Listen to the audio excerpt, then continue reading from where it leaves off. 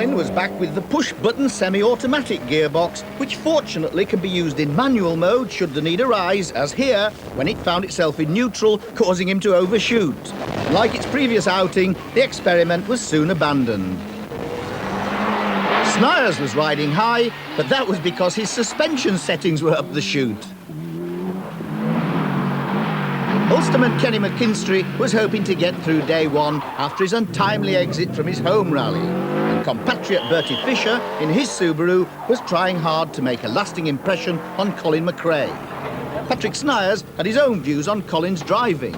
No, I'm not impressed. I know he was very quick, but he has also a good car and I think much better suspension than we have. Victory here in 1988 obviously hadn't helped Patrick Snijers to know the lie of the land. His car was starting to look like a panel beater's delight. Another man with bodywork problems was Christian Brunn from Switzerland, whilst Gerhard Merz from Germany showed how Castletown's streets should be driven.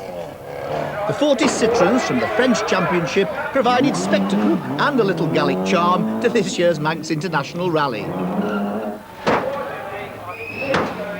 In the later stages, the unthinkable happened. For the first time this year, Colin McRae found himself not leading the pack. Bertie Fisher had the audacity to briefly take the lead and give Colin something to have nightmares about.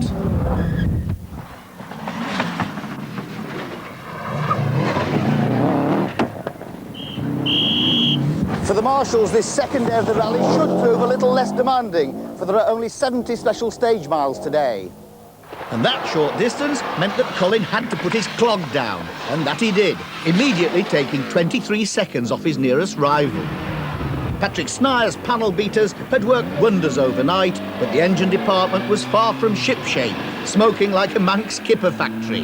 He was soon out of the rally and heading back to Belgium.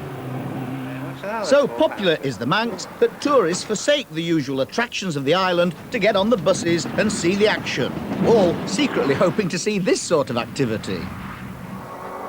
Absolute right of a jump, 200.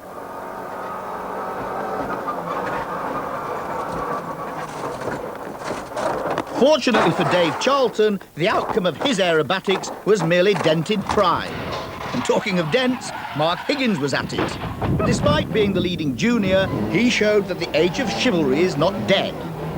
This damsel in distress with a broken gearbox is Louise Aitken Walker, who, if you'll pardon the expression, needed a quick kick up the rear to get her out of the stage. By the end of day two, Colin McRae was leading by 3 minutes.